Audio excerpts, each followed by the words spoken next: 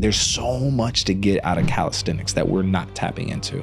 And then we add resistance training. And I'm like, nah, get calisthenics first. And then add a little bit of resistance or complexity to the calisthenics. Then let's get into heavy lifting. What is microdosing exercise, and how can we look at adding that in as a strategy for ourselves and also as advanced athletes? So this idea of microdosing is truly just taking all these variables and spreading them out, and then more importantly, intentionally putting them around practice or around the game. Cory Schlesinger is a world-class coach in the world of sports performance. He served as the director of performance for over 9 years at the highest level of collegiate athletics, and is now entering his 5th season in the same capacity in the NBA. In his time, Coach Schlesinger has revolutionized in-season training for team sport athletes, and his strategies are currently being adopted, practiced, and researched around the world. What are the biggest mistakes that you think athletes and coaches are making when it comes to training right now? I think the biggest mistakes they're making is they're compartmentalizing the technical, tactical, and physical aspects of development. So for example, like a technical session would be a skill session, right? Like working on shooting or working on pitching. Then the tactical aspect, which is practice. That's what they do as a group. Yeah. And then of course the physical training. And what they do is they compartmentalize those and they think of them as separate stressors. And the reality is it's like, no. It's all physics and physiology. They're all stressors to the body. They're just done in different ways, but they still have an output and an input. And so when I look at why do we compartmentalize those? Well, that's when we start stacking the wrong stressors on top of each other.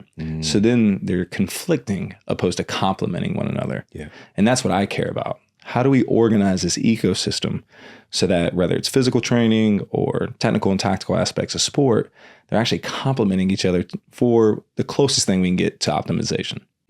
That's fascinating. You know, obviously the beliefs around training have changed dramatically in just a few decades. I remember having a great conversation with Tim Grover, who worked with Kobe and Michael Jordan, and when he shared that they would lift weights before the game, I thought he was lying, like for real, and he told me multiple times, but I just like, that doesn't sound right. But the way he was going about it was different. It wasn't the typical weight training session that we might conjure up in our minds where we're going and kind of obliterating our muscles. They were doing this in a specific way to help the game performance. And so this is the way that you're doing this and you're structuring things. How can we help game performance while advancing that physical literacy and strength?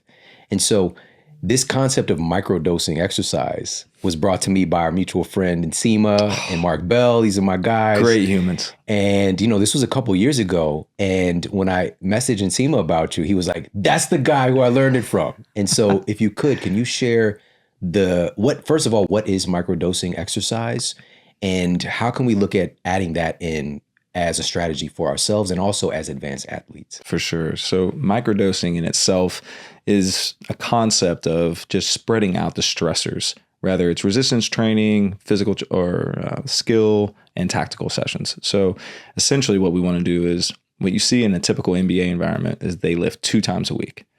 And that sounds good, right? But those would can be considered mega doses, right? So then you have to surf the curve, speed, power, strength, accessory work, all in one session.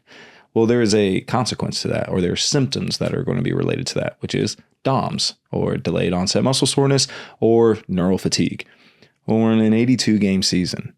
It's pretty hard to pinpoint when to do that without affecting the thing that we care about the most, which is in-game performance. So instead of hitting all those variables or multiple variables in one session, we're going to spread them out. And so now instead of doing a 30 to 45 minute lift, we're doing 10 to 15 minute lifts.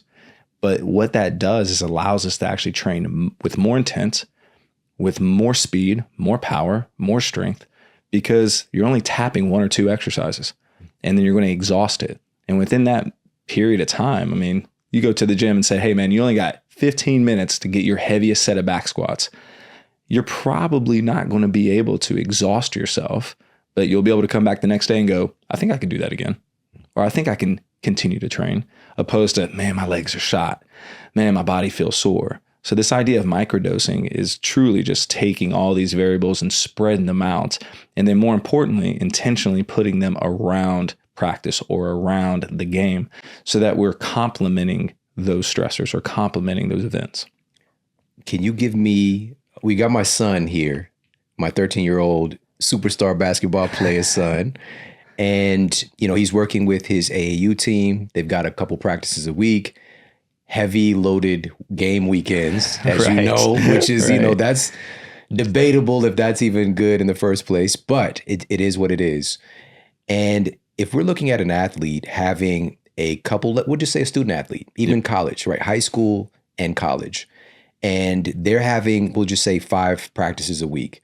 How would we structure intelligently those physical training inputs, right? With lifting, with plyometrics, what would that look like as far as like, they got their practice, right? Where do we place those respective training modalities? So ideally, when it comes to, let's just say we're doing for general physical qualities, ideally, I want to do potentiation before they do their actual practice, because I want them to have the motor running, if you will. I want them to be the rubber is ready, hit the track, and we're gone. So ideally, we're doing more of our speed and power work pre-practice. And then post-practice, whatever they have left in the tank, that's when we're going for our eccentrics or our heavier loads, and then obviously some accessory work, because then we'll get more of a peripheral fatigue or muscular endurance. And so that's an easy way of structuring it just from a day-to-day standpoint. Sprinting, plyometrics, anything from a potentiation standpoint before the event, and then post the event, you can hit your heavy isos, your heavy eccentrics, or your accessory work. Got it. And again, this is something that we could all take and put into our own training, respectively, especially again, if we're even weekend warrior, and just kind of training for our particular thing that maybe we're interested in, maybe it's basketball, maybe it's tennis, whatever the case might be, golf. Yep. And I think that this really does this have a lot of crossover for those kind of sports? I think 100%. I think in any form or fashion, there's something that could be taken away from it. For example, even if you're playing golf, you still need to do a warm up. You are rotating your spine at X amount of miles per hour. That's a lot of velocity. Now, people look at golf as an old person's game or tennis even, but when you see it at the highest level, these guys are becoming so physically fit so they can optimize their golf game. So if you're doing all of this input, you better believe you better get ready for some output. Yeah. There's certain people that come to mind who brought that into it in a major way, like Tiger Woods obviously comes 100%. To mind. And it was like so counterculture to be strength training at that level that he was doing it. And look at the results. I mean, now it's a whole wave, right? Bruce Lee brought weights to martial arts super early.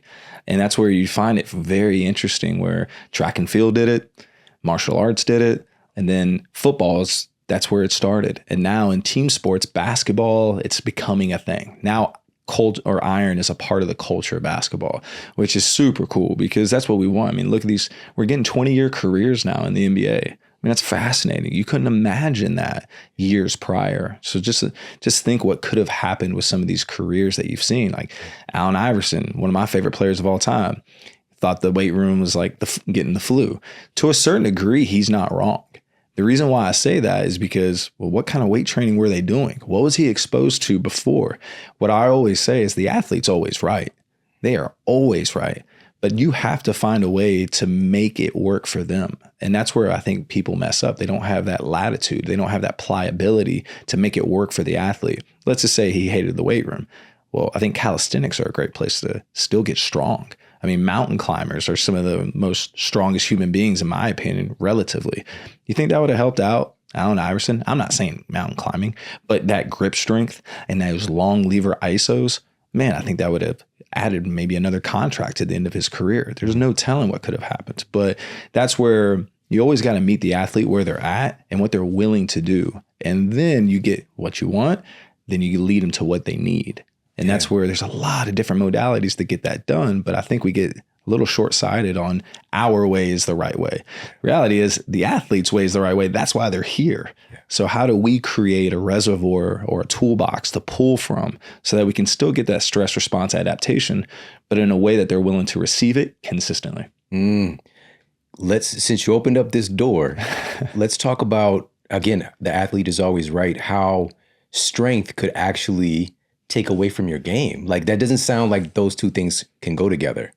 But if you're training a certain way, I would imagine that this could have some effects on your game that you're maybe not happy about. I could not agree more with this statement. Like this one's huge for me because there's all these compressive strategies like barbell bench press, barbell squat, barbell deadlift. We love those lifts because we like lifting weights, but they are unbelievably compressive. Now for shorter, positions like for us that we can move those loads, that's why we like them, right? Because we get to move load. When you have someone who has a short torso, but a femur the length of me, deadlift is a far pull, right? A squat is a long way down. Now, I look at it like this. When you watch an athlete train or you expose them to exercises for the first time, if it looks like it's painful or it just doesn't look right, I look at it as you're feeding them a virus. You're feeding them a sickness. So then you look at, well, now it's exercise selection. How do I put them in positions to make it clean so that it actually looks like more vitamins for the body or medicine for the body? So that's where you just elevate a heel. Next thing you know, they're sitting down in a nice squat, vertical torso, knees going over the toes, whatever we're looking for. This is where I think the rubber hits the road, where you get athletes to buy in. If they feel this compressive force, I don't think they're, and it's like, this just doesn't feel fluid or right. Well, then how are you going to load that over time without having something pop up? And that's where, lately I probably catch a little flack for this, but machines. I'm all about machines. Like the more skilled the athlete is, the more specialized the athlete is, I lean into machines more than anything. Because for me, what do I care about the most? Stress, response, adaptation. Now, can we argue that a back squat could yield you more whatever than a leg press? Absolutely. But that is for maximally moving weight, not for playing NBA basketball, because they already do that through movement, skill efficiency. So that's a whole nother word of performance that I'm hoping that we evolve to. But right now we're still stuck in the stone age of bigger, faster, stronger. Yeah, so back to where strength training will actually limit someone is those compressive forces through those shorter ranges of motion, just to move heavy weight. Well, that's now going to get them a smaller range of motion, right? So don't get me wrong, that's great for moving maximal load, but if their skill is to allow them to get their appendages, as far away from their body as possible, like a pitcher, and there's a fluidity aspect to execute the skill, like shooting a basketball, maybe these compressive forces aren't exactly good for what they're trying to accomplish. So that's where some of these like longer length and calisthenics could actually get us stronger without sacrificing our skill set. It makes sense. It makes complete sense. But this as a coach, we tend to come in with our thing. Right. And this is the way that you do things. This is the training format. And there are appropriate places for that, especially if you're dealing in, volume and you've got like a lot of athletes at one time in certain situations, But if we're talking about these high levels, it's going to be far more personalized. And what I hear is you're kind of regressing from these kind of more advanced, maybe even risky type of exercises. So regression is the key word there. And we're regressing exercises for the most highly skilled athletes in the world. And you would think the exact opposite. You would think progressing. But if I can't get load because of the progression of the exercise, now I'm sacrificing the physiology that I'm trying to get. Once again, stress, response, adaptation. If I can't get 400 pounds on a guy's back squat, then I'm probably not moving the needle from a physiology standpoint because I need that load. But if I can't get that load because they're limited by their skill of the exercise, then what am I doing it? Then it's more for me. My guy's back squatting, my guy's front squatting, my guy's whatever, right? Then that's where the ego comes in. Now, in my early career, if you watched our lifts, it looked like a weightlifting hall. And that's how I became kind of known early in my career was we were snatching, cleaning, jerking. And these were guys that are 7 foot tall with 7'4" wingspans. And they were looking very competent, which was like, oh man, this guy's a great strength coach. No, I was good at teaching weightlifting exercises. Once I started getting more sophisticated and getting access to technologies and force plates, motion capture, you start realizing, wow, I'm actually like turning them into external rotation opposed to internal rotation. And how they move on the court is the exact opposite of how I'm loading them in the weight room. So maybe I'm actually conflicting what they actually need. So I'm actually decreasing their ability to move to sacrifice so I can get them more load on any given exercise. So that's where machines can allow you so many options, from foot placement to range of motion. And then, of course, you're not ever sacrificing load. And so when we really look at these high-end athletes, they're wired, and that's why they're here, right? They might have some biomechanics things that we can clean up, but the reality is whatever they're doing that got them there, it's probably working pretty well. So then we just look at their local qualities. So in other words, soleus outputs, leg extension or their knee, quad, hamstring, adductor, abduction, and we look at those locally and we go, oh, where's the limiting? Where compared to normative data, where are they weak? And that's when we go, oh, we're going to go chase that local tissue quality. We're going to go chase that to make them whole, opposed to looking at all these global strategies that we think, oh, they're getting better because they're squatting. It's like, but if the limiting factor is their soleus output or their ability, their lower leg strength, well, then where do you think all that stress shielding is happening? It's going to happen everywhere else, in the hips and the quads. So that's where we can get pretty micro level with these guys. And that's where regressing these exercises is actually the best thing for higher performance. Yeah. I'm grateful, so grateful that plyometrics are like making this huge resurgence right now in sports, but in particular for younger athletes. But once we get into the level of, say, the NBA, for example, I would imagine, and I'm just guessing right now, based on our conversation so far, that you would probably, because they do so much plyometric type work in the game, right? You know, just practically, that you wouldn't necessarily do as much as far as your training construction for them doing a bunch of plyometrics. Or are you doing the same amount or are you doing more? It's a great question. It's yes and no. And the reason why I say that is because... First of all, can you share what plyometrics are? Oh, absolutely. So plyometrics, is think of your running, jumping, change of direction. So our ability to hop, skip, jog, and then obviously putting those into more complex patterns with more magnitude, more variation. And then that's when we get into like truly like track and field, rather. It's triple jump, triple jump, high jump, and sprinting. So plyometrics is the action of I'm trying to create as much force as humanly possible with my body to get from point A to point B. Now, how do we actually facilitate that? That's totally different like questions, if you will. So when I look at an athlete who does plyometrics all day, because that is the sport, I go, they do those kind of plyometrics. And so then we look at the space that they play in. So in a basketball court, we have the court. So then you have 5v5 within that court. So how much plyometrics are we really getting? We're getting a lot, but we're getting a lot of XL decel. And then we look at practice and we go, okay, what are they getting out of this? So they got more space. So yeah, they're getting a lot of XL decel, but then they're getting some more higher speed distance. The one thing that they're not getting is truly foundational plyometrics, from ankling, toe bounds, straight-legged scissor bounding, cross-legged scissor bounding, things that you see in a typical track and field setting where you're seeing from a warm-up all the way to high-end, top-end sprinting, because they play in such a small constraint. So because of that, we don't actually have good sprinters. We have good XL athletes and good decel athletes. And of course, we have our occasional really good vertical athletes. But if you test all the NBA athletes across the board, you would say not all of them are great sprinters. And actually, I would argue that not all of them are great jumpers. They're just really long and really fast, and it looks like they're jumping high, but not all of them are actually jumping as high as you think they are. So then when you look at sports like obviously track and field, but like football, those are the guys that have crazy outputs, that they're like 5'6", but they're jumping 38 inches. You don't see that too often in the NBA because of just their size alone. And then they play in a small space. Now, when you look at soccer, that's a big field. You got a lot of opportunity to sprint. So they're actually faster than what you would see NBA athletes, but it's because of the nature of the sport. So in training, so back to yes and no in the fact of I can't beat up their joints more, but yes, and I got to expose them to the things that are outside of basketball. So in other words, I want to get the top end sprinting.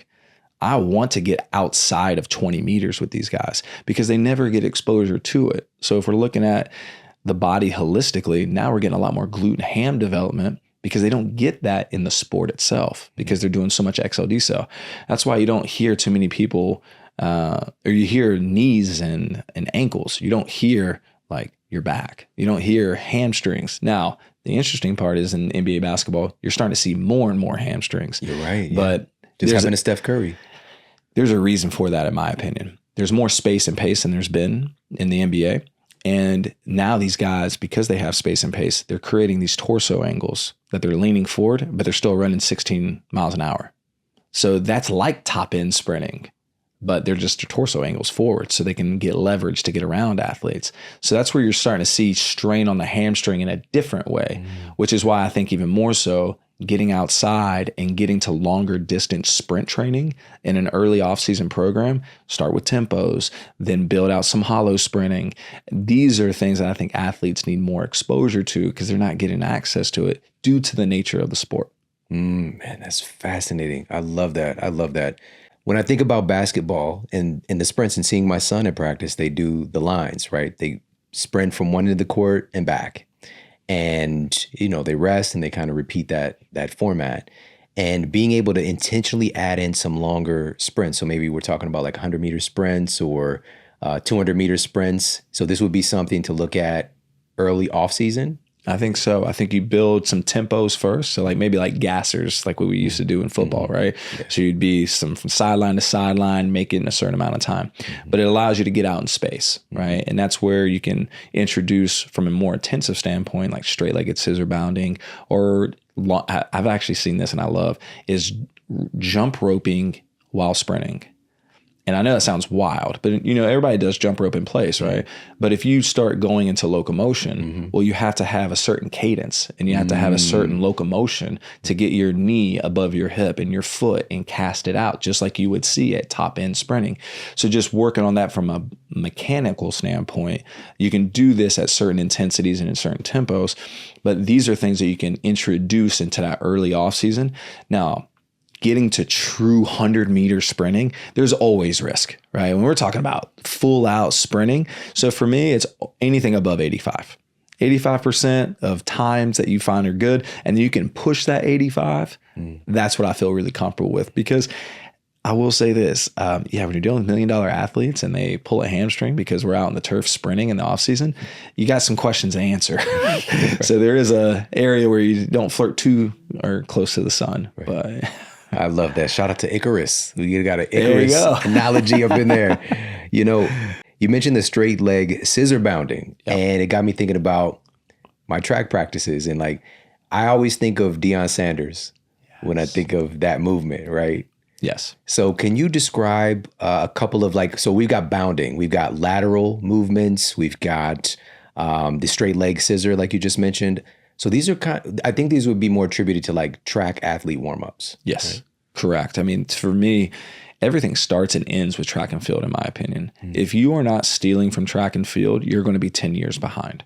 So the research is great. I'm really glad we have, validation. But whatever track and field is doing now, that is what's going to be researched 10 years from now. So when it comes to the throwing sports, obviously the sprinting sports and the jumping sports, I'm stealing all their warm-ups. Everything that they're doing, I am stealing, because the rhythm and coordination, one, and then you can always progress and regress that based off of your athletes. So we can add a band, say we're doing A skips, we can add a band and that's going to give you more ground contact time. So that's going to be more force into the ground. But if I need more speed, then I can obviously do the opposite. I can have something pulling them towards me. And now it's less contact time. So now they're going to have to neurally go into overdrive. And that's where you got cool technologies like 1080 sprint, or some of the, most people know about parachutes, but when you can actually scale it to that kind of micro loads, that's when you can get some really cool adaptations. That's so awesome. Yeah, I just saw some training recently of being able to basically creating a system to where the athlete is moving faster than they normally would, and what that requires of the nervous system. And it kind of looked like, you know, the scene in Civil War, not the Civil War, but right. Captain America Civil War, with Black Panther was chasing after Bucky and Captain America, and they're running there. It's kind of like at the airport when you got that little the track, and it just makes you go a little bit faster. It's kind of like they're running on that. And I could see where, again, it's like training your body to go fast, and so when you're going fast, like your normal speed, it's like your body's been there before. 100%. And what's cool now is what you're seeing in track and field. They're actually making these like trailer shields that a car is towing while the athlete's running in it to create a draft, just like you see in NASCAR, to allow these athletes to run faster. And that's what the limiting factor is being exposed to it. So an overspeed training is technically what we're talking about. But from like a plyometric standpoint, that's also regression if you take it to vertical training. So in other words, if I take a resistance band, loop it over a pull-up bar, I tug down on it, and now I'm doing jumps. Well, that's now allowing me to jump way higher, way faster than I could with my normal body weight. So this overspeed aspect is really good for deloading the body and allowing us to be faster. And so this is another example of where I say yes to doing plyometrics and no to doing plyometrics with heavily plyometric-based sports. So that's where when we're doing learning or we want more or less contact time, doing a reverse band jump is really powerful for guys that need tendon loading, and then allowing them to actually learn how to dorsiflex and plantar flex their foot. These guys live in ankle braces and taped ankles. So they lose the ability to dorsiflex and plantar flex really fast and rapid. So it's almost like my rule of thumb with whatever sport you're working with, you almost train the opposite of what they do in sport. Literally the opposite end of the spectrum, and you're generally going to help them from a health standpoint. This is so awesome. All right, so we've got this spectrum, right? So we'll just say we're doing vertical jumps, right? We can create a load with that, add in resistance. So maybe this is a weighted vest, maybe this is some kettlebells. So we've got that aspect. Then we've got your body weight. Then we've got all the way to like taking some of your weight out of the equation with a band. And can you describe that exercise? My son's sitting right over there because I think that would be a great input for him to do those banded jumps. For sure. So essentially you'll loop that band over the top. You'll choke it down to where you have some resistance. Now, with a resistance band, the thing that's interesting is like how much does the band pull, right? So I would say like orange band, green band, whatever.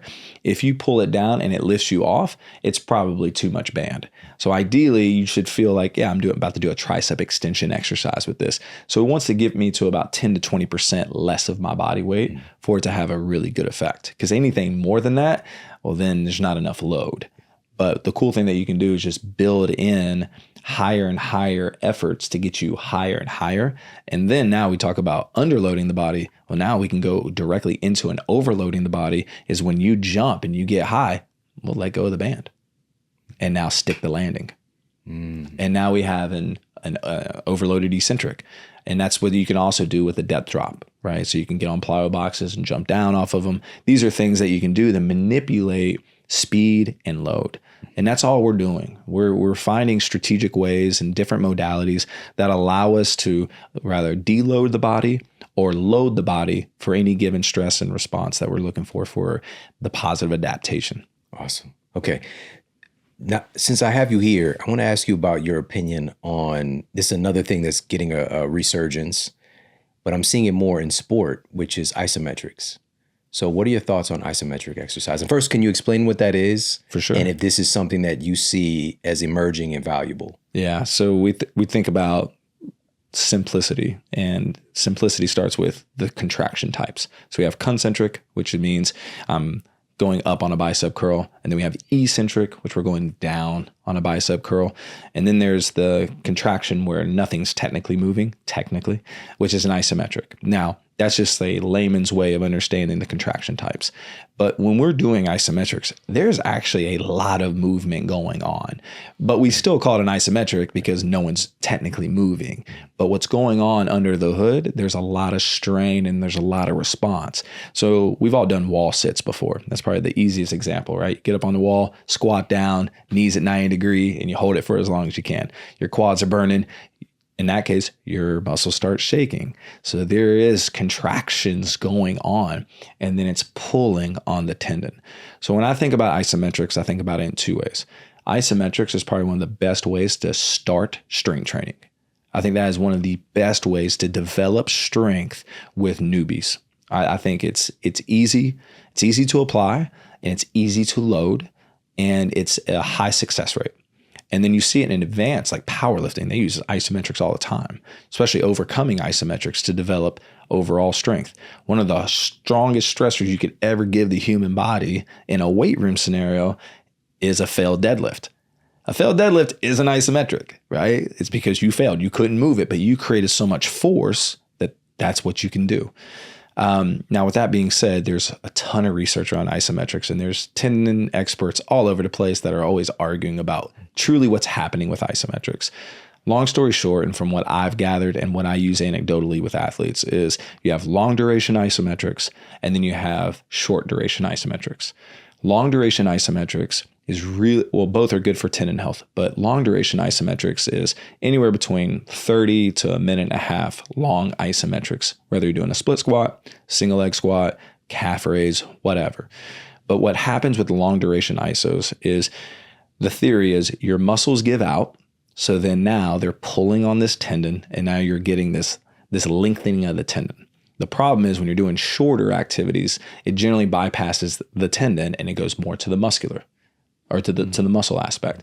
So for me, if I'm doing early stage rehab or I'm doing anesthetic effect to make someone make their patella tendon or their Achilles tendon feel better, I do longer duration isos. Now, when it comes to tendon loading to actually have adaptation, you need magnitude at some point. And that's where the high force isometrics or the short duration isos come in, to where an overcoming isometric, I'm trying to push against something or pull against something and go as hard as I voluntarily can. And that's going to give me tendon load as well. So it's not one or the other, it's both. And so that's where I think isometrics from a positional standpoint make a ton of sense for newbies. But now when we're talking about, hey, how do you get better as a change of direction athlete or a basketball player or even a pitcher? You can actually get them in those sport-like positions and create so much load to where they can actually feel my foot in this inverted sense with my hip in IR. And this is change of direction. So now I'm getting this input into the body. And if I want to make change, once again, it's physics or physiology. Now physics means I'm not moving. Physiology means I'm putting load into the body. I am now learning from a motor learning standpoint that I can get in this position safely because I'm loading it. And now I've experienced it. Now when I add high velocity, it's something I've done before. So there's so many ways of using isometrics, rather from tendon loading to early strength to motor learning, that I think it's, to me, one of the most powerful things out there right now, if applied correctly. Yeah. I just recently, what inspired that question was I saw a kid training recently. We'll just say he's 18-year-old kid. And he was dribbling, but he's like pushing up against a car. I don't know if you caught that video. I haven't caught that video, but I get the idea behind it. Yeah. And of course, the car has this little bit of give, which again, I don't know whose car that was. But if you're thinking about the force that he's going up against in a standard human, right? It's just like it's incomparable to that car as far as his ability to move his weight against it, right? And so would that be considered like an isometric type of exercise? That would be like, maybe you can put a cool term on it, like a functional isometric. Yep. Yeah. Right? Yeah. But we use walls all the time for the exact same reason. We get them in their sport-like positions, and then we have them apply as much force against a wall, an immovable object, which allows them, from a motor learning perspective, learn the position to be in, to have the proper foot pressure, the proper rotation of the hip or posture. And then from a load standpoint, whether you're doing it for long duration or short duration, we're doing it for tendon loading. And so that's where you get so much bang for your buck with isometrics, and you get strong without technicality. Like, look, man, I love the Olympic lifts early in my career. I thought it was one of the greatest things since sliced bread. But when it comes to the limiting factor of getting load into the body, the skill of the lift is that. And isometrics removes that. It allows me to teach. It allows them to load. And it allows me to have adaptations that I can move forward with. Are there any exercises, and I know this is tough. I've been asking some pretty tough questions, actually, but you're just demolishing these things. Are there any exercises that you could say across the board the majority of athletes should be doing? Sprinting. Sprinting is probably number one in my book, mainly because that is the most potent stimuli you can give to the human body. And then when you regress, because of the ground reaction forces, the harder you sprint, the faster you sprint, you cannot recreate those forces in a weight room. You just cannot. The amount of force that you can put into a high-speed sprint with one leg is 6 to 8 times body weight. What exercise in the weight room am I doing that's equating to those forces? None. So when I think about what is going to make me, quote unquote, a better athlete, sprinting and regressions or progressions to sprint training. So as the umbrella, definitely sprinting. Then I guess I can go into isometrics. So and I hate to use an umbrella term instead of like a specific exercise, but I would say sprinting, isometrics, and then finding machines that allow me to overload locally and globally. And I know that's going to be the exact opposite of what most people would say. Most people would say, oh, you need to progress these advanced exercises so that you can look like you're athletic in a weight room. When in reality, they need to look athletic on the field. They need to look athletic in the constraints of their sport. And so this is where I'm hoping the advancement of strength and conditioning gets to, is there is a skill acquisition piece that us practitioners, we understand how to teach skill and movement in a weight room. There's a progression to do that in sport because we understand the demands, the physiology, and the physics that go into that.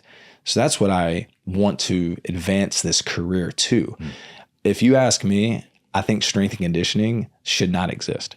And I know that sounds wild, but I think coaches really, like strength and conditioning coaches, what's the difference between us and a sport coach learning general physical preparation? I think if a sport coach just learned general physical preparation, they're probably the most advanced person to work with any given athlete because they understand the full spectrum. And this is, once again, goes back to track and field. What were track and field coaches back in the day?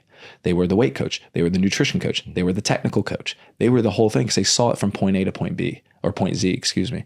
So that's where you go, wow, like that is understanding the athlete in 3D. And then it goes back to the very first thing we talked about. There's the technical aspect of sport, there's the tactical aspect of sport, and then there's the physical. And what's the best thing that coaches and athletes can do now, or the best thing they can do for themselves, is learn how all of those interact with each other. And so you can get an optimal skill session, an optimal weight training session, and then of course an optimal practice, which hopefully leads to better games. Amazing. Now, what about, you mentioned deceleration in the context of basketball. There's a lot of that in, most sports I can think of. Acceleration, deceleration. Are there any exercises that can help to facilitate, teach our body deceleration? Absolutely.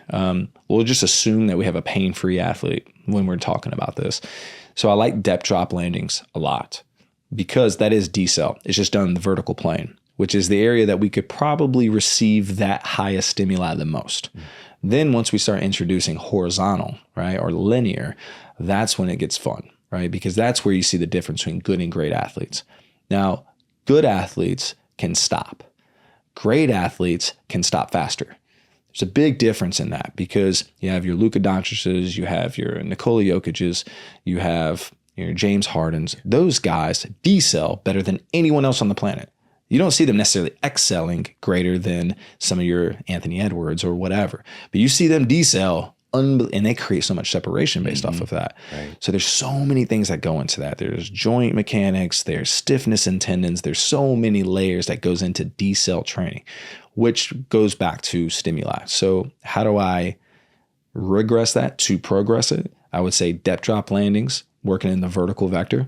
Then you do that. Can you describe that? Oh yeah, sorry about that. So you can get on a plyo box. That's something anywhere between 12 inches to 36 inches. You jump off of it and then you stick the landing. And so for me, that's once again, like, that reverse band thing we talked about earlier, where you jump really high and then let go of the band and then stick the landing. That is an easier way to, how should I say this, standardize that. Now we can do with compliant landings or non-compliant landings, or a stiff landing. So if I get on top of, let's say, a 12-inch box, and my goal is to land, most people will jump, land, and they absorb. So in other words, they bend their knees, and then that's a more compliant landing. So that means I'm using my muscles to help me land that. But if I ask you to do the same thing, but don't let your knees bend, when you hit the ground, it's like a shock to the body. That is a stiff landing. That is what decel is all about. How stiff can I stop? And that's going to be the difference between a good stopper or a great stopper. Who's a compliant stopper, which takes a lot of time, or a stiff stopper, which takes hardly any time because they barely bend their knee to be able to push back. And that's where you see that step back. That's where you don't see guys bending their knees a lot on that. When they're doing it, they got that foot so far outside their center of mass that their leg is stiff and then they bounce back like a pogo. And so that's what's really, really cool about what you can do with these depth drop landings. Once again, you get on top of a box, scale it from 12 inches to 36 inches, and then you work from a scale of compliant landings, where I land where I'm absorbing as much range of motion as I want, or to stiff landings where I'm trying to not have any give. And then you go from bilateral to unilateral. And then now I can get out a little bit further and jump off of it laterally. So now I'm getting to the horizontal vector. But that's a great way to scale that decel stuff. And then of course, once you get to being more sport-like, that's when we can use that band that we were doing for overspeed training. Same idea. Instead of overspeeding you to run faster, I can overspeed you to decel. So I'm going to help you excel, which is going to give you a lot of speed, and then you got to decel that.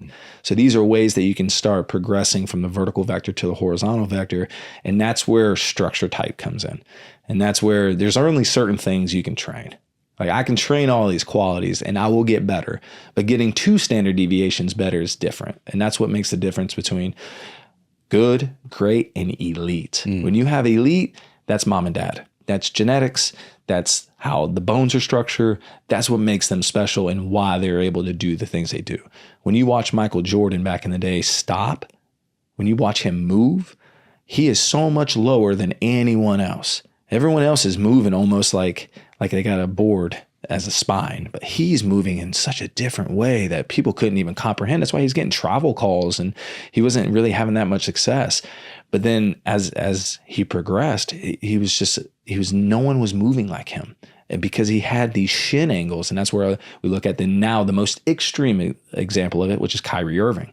That dude's shins are horizontal when he stops. Like his shins are so low to the ground, it's like my ankles at the ground. And that's what allows him to stop better than anyone else on the planet. And so those are structure types that you just can't train. So once again, good, great, sure you can train those, but elite, it's mom and dad. Yeah. This is a valuable life skill because you never know when you're going to need to stop. Oh man, I couldn't agree more with that. You know what I mean? So this is important for all of us, and we can build this in. I love it. Even this microdosing idea of like, you could just sprinkle in little bits of this in your training and being able to, now when you mentioned coming off of that box, you mentioned jumping. So are we jumping or are we stepping off of it, or both? Both. I would say once again, it's another like regression to progression where you just step off so you don't have your center of mass displaced too high. And then when you land compliant or you land stiff. But if I don't have access to a higher box, well, man, I'm already up 12 inches. Now I can jump up to 24 inches and then stick that landing. And now that we're on this topic, to progress it even more, now do a jump after that. Because we're talking about landing, now we're talking about plyometrics. So that's where we got to get to, all right, I've absorbed all this energy. Now I got to re-release that energy so that I can go somewhere.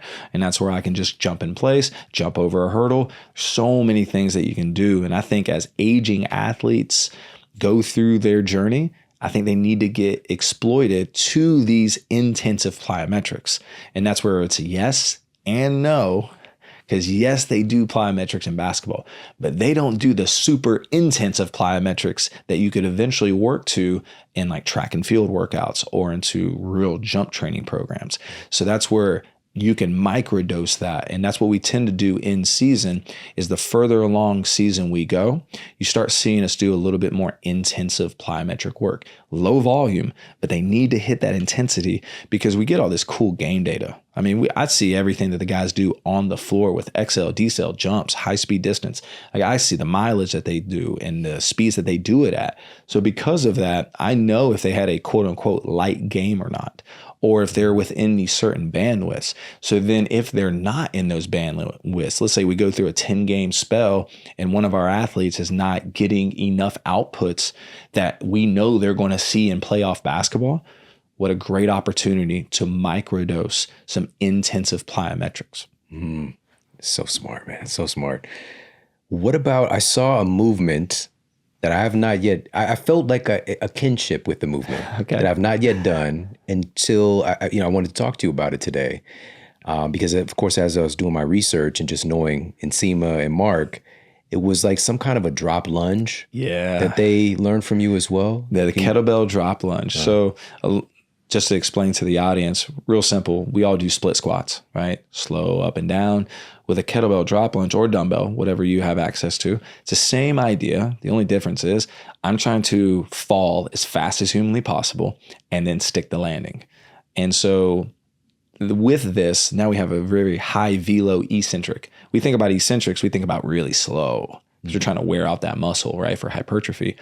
But from a magnitude standpoint, if we add velocity, man, we get a lot of eccentric load. We're just doing it really, really fast. So I can actually technically get more load on an individual from a magnitude standpoint than I could with a 400-pound squat because they're falling so fast and they have to abruptly stop. So this kettlebell drop lunge, you take your opposite arm, opposite leg, you drop down, you pop back up, and then you can switch hands. You can keep it stationary. Where it really came from was this wild stuff I was experimenting with in Stanford. I was actually throwing kettlebells with a friend. We would throw kettlebells back and forth to each other and think of like a kettlebell swing. But at first it was like, okay, this is just meatheads, like just trying to find something new. They're so bored. But we got up to the point where we're throwing a 206-pound kettlebell back and forth to each other. And then me and a friend who's also in the league, we threw it 126 times consistently without a break.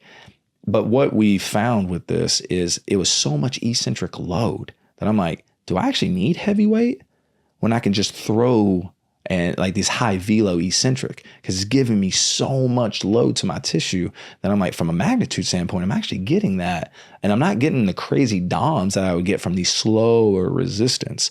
So there's an aspect to that I really appreciated. But then where it evolved to a kettlebell drop lunge, I didn't have a partner. Guy wasn't there one day. So I was like, I'm going to throw to myself.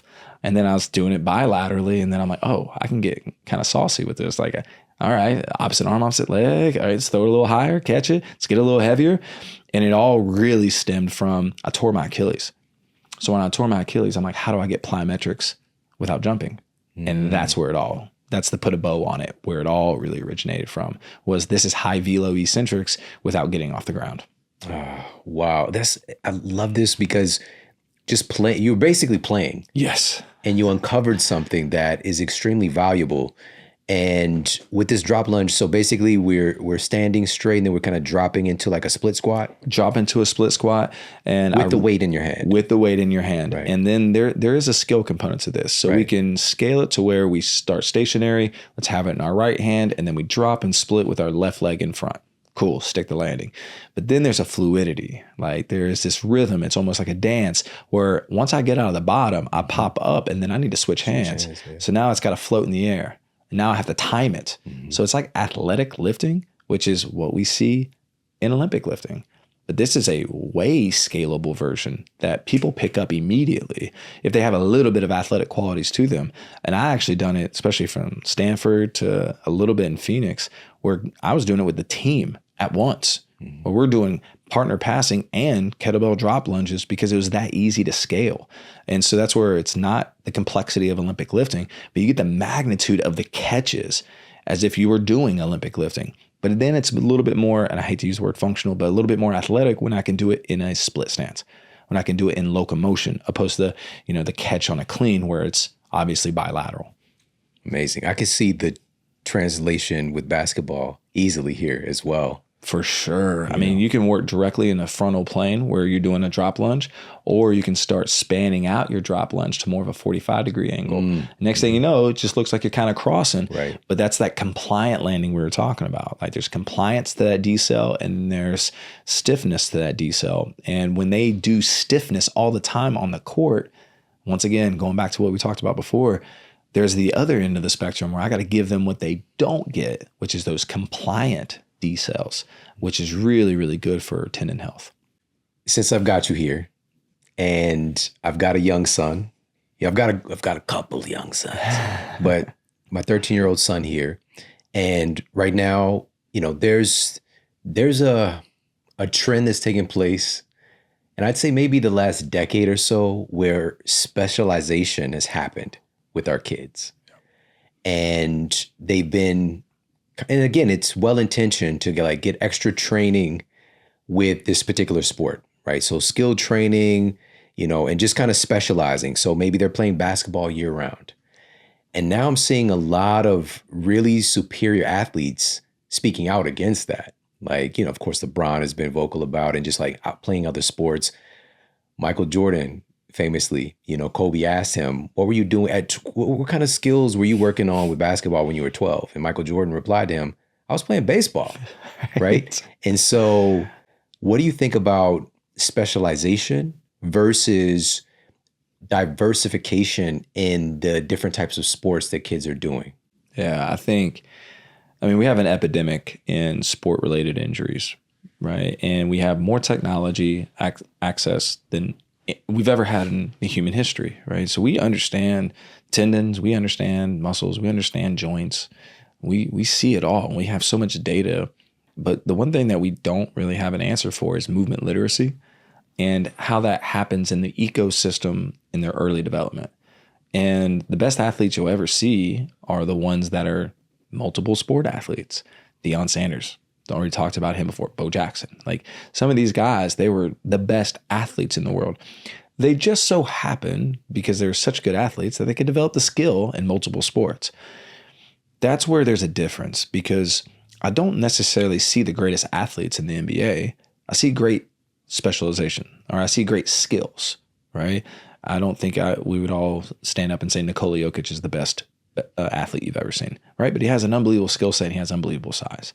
But when I think about what is demanded and what is expected is, well, now we got EAU circuits and we have all this stuff surrounded around athletes trying to develop so they can be the best basketball player. The problem is it's like CrossFit. CrossFit is not the best in the world. It's survivalists. And I think the same in AAU basketball. It's just they survived and they overcame in spite of the system. And that's the part that I'm like, you're churning out so many athletes that are just never going to hit potential because they're just so mangled. That I think multi-sport athletes is really what you want to be, so that you have more of a bandwidth to accept whatever loads are coming down the pipeline. And I think the later you can go, the better. Now, I spent a brief period of time at the Olympic Training Center early in my career, and they had this great survey that went out to all the athletes. And one of the questions was, how many sports did you play up until the age of 18? And the average answer was 6. And I'm like, these are the most specialized athletes in the world. Like, we're talking about team sports, right? Olympic sports, it's the javelin, it's the shot put, it's whatever. But these are the most specialized athletes in the world. And they played, on average, 4 sports. So you could say probably 6, 7, 8 that they probably at least attuned to at some point. So then I start questioning, like, what is athleticism? Well, it's the ability to do multiple things above a standard deviation than everybody else. So I look at decathlon athletes. I go, that used to be celebrated as the best athlete in the world. Now it's just the 100-meter sprinter. But when I think about the development of my child or development of your young child, I think, man, the more things they can do, the better. Yeah, that's awesome. Thank you for that input, man. Again, a little bit selfishly, but also for a lot of parents out there, going into, again, we got a couple practices each week, right? And I want to fit in some training for him, right? Some strength and conditioning. And my older son actually works with the team as a strength and conditioning coach. That's awesome. All right. And, he's always learning as well. And he's just trying to get these inputs into these kids. And again, we're dealing with conditions where we're not necessarily in a weight room, right? And so he's just making do with what he has available, which is skills and the body. What would be ideal for these kids? Like, we'll just say high school athletes, and they've got, we'll just say, 3 to 5 practices a week. Where would they fit in those strength and conditioning inputs? And then, so that's question 1. Yeah. And then what about that AAU weekend where they've got 4 basketball games? Like, what is it ideal? Maybe, again, warm up, inputs, and then post game. Yeah, we all used to joke about the warm up. Like I remember as an athlete, I'm like, gosh, the warm up. And then you're just kind of just getting through it. I think, and this is what I did at Stanford, and that was the birth of microdosing was, hey, instead of like me doing that BS warm up and the guys are not into it, and I'm obviously not into it either, why don't you just give me 10 minutes more and let's just turn it into a lift? So that was actually the birth of microdosing was it's just a strength warm up. So I think something that you can easily do is just build it into the beginning of practice. And you need to glorify warm-ups. Warm-ups isn't the thing that we do before the first drill of practice. No, warm-ups is your opportunity to individually get better. And that's where we can go into potentiation. That's when we can get into medicine ball throws. Like if, especially the age group that you're working with, medicine ball throws is still one of the best ways you can develop speed and power, in my opinion, because you can do it in such a multitude of ways. And every single track and field expert, coach, strength coach, whatever, still utilize them to this day. So that's one of the things that's like, it's a staple. It's always going to work. But then you can get into isometrics, right? These are things that can actually make the body feel really, really good before you actually go out to the pitch or to the field or to the court. And then post, of course, that's where you go, all right, I'm going to pick 1 to 2 exercises. Let's say, especially if you're young, push-ups, pull-ups. Great place to start. Okay, I've executed push-ups, pull-ups. Great. I can add a little bit of weight to it, or I can tempo it, or I can eventually work to one-arm push-ups, to assisted one-arm pull-ups. Like I think calisthenics, there's so much to get out of calisthenics that we're not tapping into. And then we add resistance training. And I'm like, no, get calisthenics first. And then add a little bit of resistance or complexity to the calisthenics. Then let's get into heavy lifting, right? So goblet squats or RDLs, rows, whatever we want to do. So I think that's how you can do it, is do it pre-practice where you're really, hey, the warm-up is real. Like the warm-up is a session. It is not just the thing. And then post, hey, pick 1 to 2 exercises and whatever's left in the tank, we're going to exhaust it. And you can do that 3 to 4 times a week. So if you're practicing 5 times a week, maybe you sprinkle it in the beginning. Maybe you sprinkle it towards the end of the week, but whatever is the furthest away from competition, probably start there. And then now the AAU weekends, I don't think there's anything you can do for that. Like, it's 2 to 3 games per day for 2 to 3 days. And you're just like, oh, wow, like this is the stimuli. Now, if I was in that situation with the knowledge that I have now, I would front end all my strength work at the beginning of the week. Allow a dip so that I could recover. And then once I get to those games, we can do some potentiation, but that's about it. Like that is the stressor. And so how do I get myself ready for those multiple stressors? Hey, just a little bit of potentiation, maybe some isos to make my knees feel good. And then we're rolling. Man, we're on the same page. That's amazing. Thank you so much for sharing that. Great insights. And I want to ask you about this because something really remarkable happened just maybe it was a couple months ago now. Kind of time has flown by. But as I mentioned, my son's 13. And after practice, again, about maybe a month or 2 ago, he surprised him. He grabbed the rim and he surprised himself. It was after practice and he had never done, and I happened to be right there. And the only one looking at him, he looked right at me. He's like, "Dad, did you see that?" Can you explain like how something like that can happen? I was sharing with him the first time I grabbed the rim, the same thing, like this really invigorating experience had just happened. I just did a bunch of training. It was a dance performance thing at school. And then I just went and I hit this thing that's a 10-foot high light at the school. And then I was like, holy shit, I hit this. And then I went to the gym and I grabbed the rim. And it's just like, I was in this heightened state. I just finished practicing and training and, I was just able to, is there something to that? Dude, there's this guy, his name is Joel Smith. I think he's one of the most brilliant people in all of sports performance. He has this podcast called Just Fly Sports Performance. And what he does is he asks people all the time that exact question. When's the first time you grabbed rim? And every single time it's after practice. And the theory to me is there's an efficiency piece to being able to create that kind of force. And so it's not necessarily just raw strength. When you see raw strength, then you see like the football guys who go up and grab rim, which is the most hilarious thing because ass to grass to get the range of motion, right, to use the muscular force to go up. And there's just no synchronization at all. It's just raw power. Then you watch like a cheetah a tiger leap, and you're like, oh, that's fluidity. But I think the same thing. Once we exhaust some of our resources, we kick in efficiency. And how do I move and synchronize and make this the most perfect output given the circumstances that I'm in? So whenever you find fatigue, you also find efficiency. Now, obviously, there's a quick tipping scale, obviously, but I've generally seen the exact same response. After a practice, after pickup, that's when everybody got their first dunk. And to me, the only logical response is efficiency. It makes sense. Again, that magical moment when it happened, he wasn't necessarily trying to do it. He just jumping up, like maybe to touch the net like he's done 1,000 times. And he grabbed the rim. I heard it pull down a little bit. He surprised himself. Right. And it was so casual how it happened. And I love that analogy of like looking at a football player who's like using everything they got to then he could do this thing, but he didn't even really try to do it and surprise himself. 100%. And that's where, you get lathered up, you go through all these different activities. I think there's also a neck up aspect of having all these different stimuli that all of a sudden the simple task of jumping is like, oh, this is all I got to do. 1, 2 step, go up. And then bang, you get your first dunk. That's amazing. That's amazing. All right. Man, I just want to talk to you forever, man. This is awesome. I want to ask you for everyday people, just everybody who's listening. There are athletes in the audience. There are people who've got kids who are athletes, but we all want to be our best selves. And, that formula is going to be different from time to time, where we are in our life cycle, our life conditions. But are there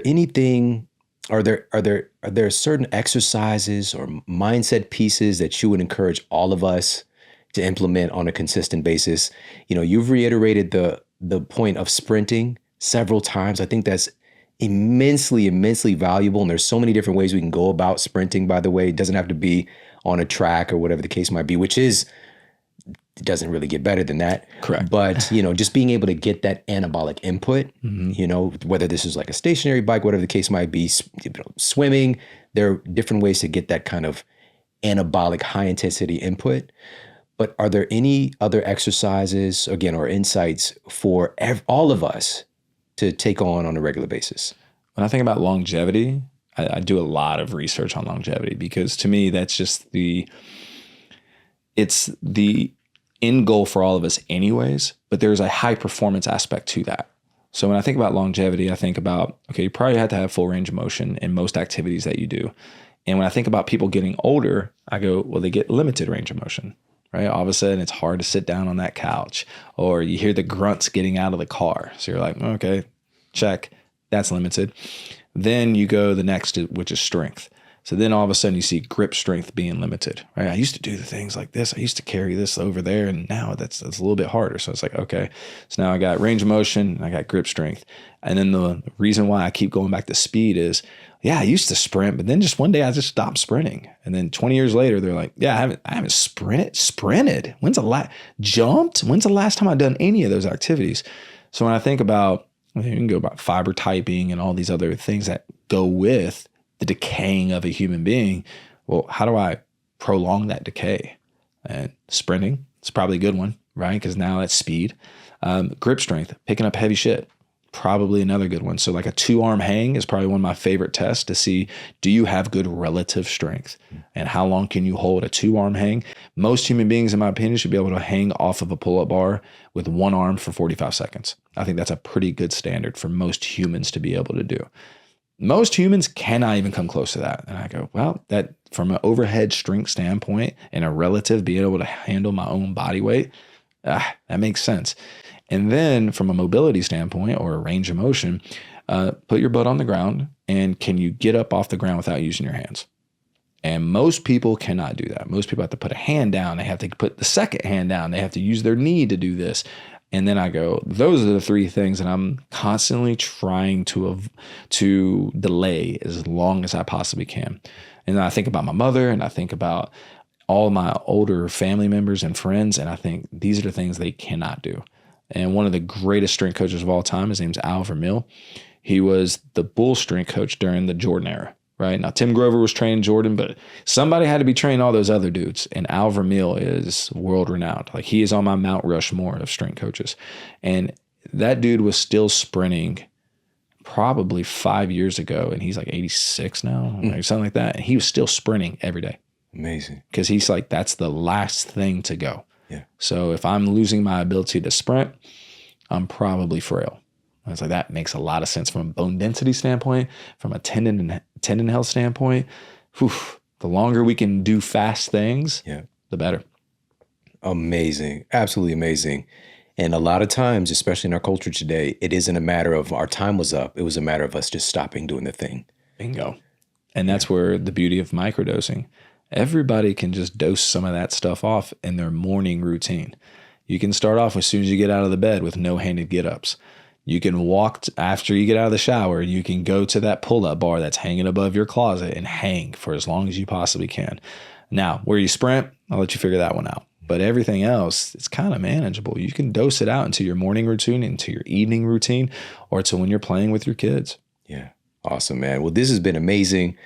Again, I've got 1,000 more questions I could ask you about, and it's incredibly insightful. And, I shared this before the show, but just, the probability, you working with the Suns and them going to the finals, and then you going to Detroit and them making this run that they made this past year out of nowhere.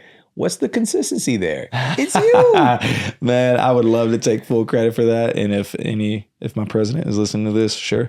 But the reality is I've been very fortunate to be around a lot of high character, high quality people, and the stars just came in alignment. And I'm just very lucky to be a part of 2 spots that made that happen. Yeah. Well, I appreciate you so much. Is there anywhere where people can get more information from you, learn some of these insights, be able to see? Because again, we described a lot of things, but you share some visual representations of a lot of the things that you talk about, with social media. So where can people follow you and get more information? Yeah, I'm solely on Instagram, /strength, SCHLES strength.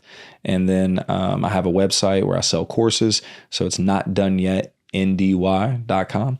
But yeah, those are 2 places you can find me. Awesome. Not done yet. What does that mean for you?